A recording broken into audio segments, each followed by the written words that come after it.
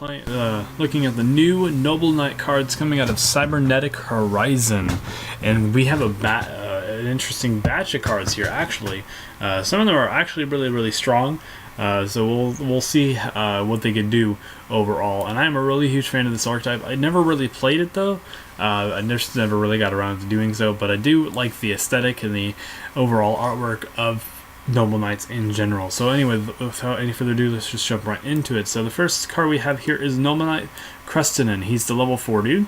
He's a light warrior effect monster with 1000 attack and 2000 defense. So the stats on this card are alright, they're manageable. I could deal with this.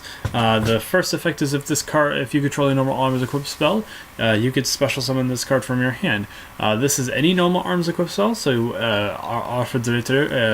as well as Destiny or Excalibur and stuff like that. All of those cards work well, and you can special summon this card with it. And you can only special summon it once per turn this way, which is fine, I guess, because free link summoning is going to be very easy with this deck going forward.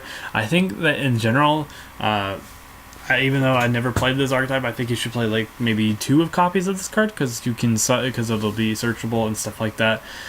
So yeah, it has a second effect is a Noble Knight monster that was synchro exceeds or linked summons this turn using this card gains the following effect. If this card is special summoned, you can normal summon one Noble Knight monster during your main phase this turn in addition to your normal summoner set. You can only gain this effect once per turn. Also, you cannot special summon monsters from your extra deck for the rest of the turn except Noble Knights, which isn't really much of a restriction. Because you're probably just only going to be summoning normal knights for the most part, unless you're trying to go for game, then in which case you probably don't use this effect anyway. You just go for game. This is a very good effect. You could play this in tandem theoretically with Goblin in a lot of situations. You just make Goblin first, and then then this effect will apply. So it's a pretty good card, I think, overall.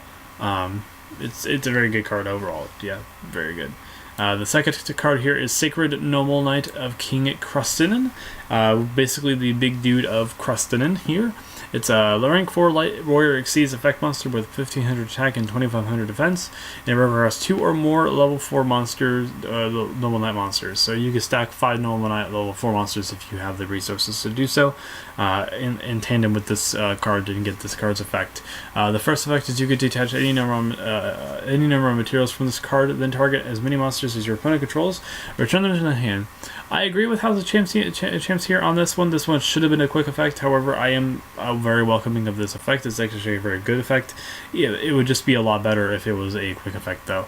The second effect is if this card is destroyed by battle or card effect is sent to the graveyard, you can special summon one Noble Knight exceeds monster from your extra deck except this card. And if you do attach this card from the graveyard to that as material, it's treated as exceed summon. So if there's any future exceed monsters that get their effects on that when it's exceed summoned, then definitely this is going to be very good for you. If and when we ever receive those cards remains to be seen. However, you could just summon Sacred Noble Knight Artorgus, or you could just summon Artorgus, which is not bad. You're only limited to those two at this current point in time, so do keep that in mind. Having a free exceed summon is pretty good, so I have no complaints here. And if they make room for other cards that are that work with that activate their effect on exceed summon, then this card is going to be extremely potent for that card whenever it comes out, if it ever does. Then the second card is another monster, is Noble Knight Pelennor. It's a level 4 light warrior effect monster with 1900 attack and 500 defense. So the stats on this card are very good. So let's read the effect, and I think the effect of this card is actually pretty decent as well.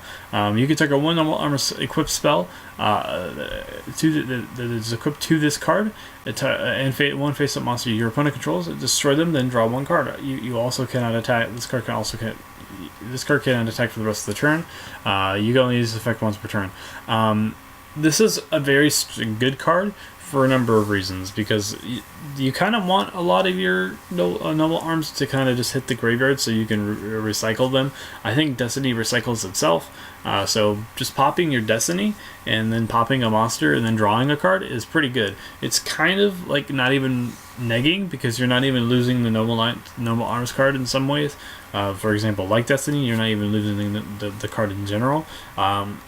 If you're playing Arfid Eater, you activate Arfid Eater's effect, you pay 500 attack, so you're at 1400, and then you pop the card then you pop the normal arms card that's equipped to Pelennor, and then you pop another card and then draw a card. You've gained a pretty substantial amount of advantage with this card, with that, and it's pretty good. Doesn't work with other equipped spells, which is unfortunate, because if you could just play like Divine's Phoenix Blade, that would be insane. But I mean, I guess it is what it is. So I think this card is very good. I think this card also might actually replace Dryston in the deck. From looking at lists, Dryston is kind of not looking too spicy here.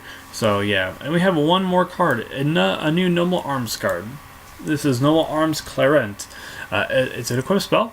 Equipped only to a warrior monster, so you can play this in Gokis theoretically, so that's pretty nice. You can only control one of this card so I guess the effect has to be pretty good.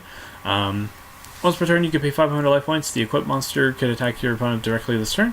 That's not bad. Paying 500 life points to potentially attack with 1900 for Pelennor, and much higher for other cards with like Sacred Noble Arms will equip with a bunch of cards. It's big at like 3000 attack. Swinging 3000 is pretty good.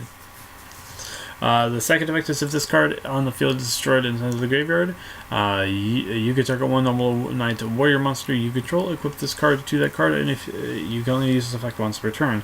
So it kind of works in tandem with Pelennor. If you have this card on Pelennor, and then you pop it with its effect. You first attack with it first, obviously, and then you activate its effect, then you get to equip it with another card.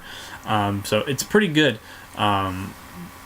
Also, if for some reason you can refresh your battle phase, you could activate this effect again. Like I think we're getting that Mistress of the Time Goddess thing, where it skips your opponent's next turn, which is going to be absolutely insane. So I think it's going to be. This is a very good set of cards. I do agree that the Xyz's first effect should have been a quick effect. Having some, because I think Melites have a serious problem with disruption. They are going to be reliant on hand traps anyway, but I think having a less reliance on those cards is going to be very good. And having this card be a quick effect instead of being a once per turn thing, I think it would be better that way if it was a quick effect. But I guess does it have to be? So yeah. If you guys enjoyed this video, please leave a comment in the comment section down below. I will see you guys in the next video. This has been Jithan Alliance signing out.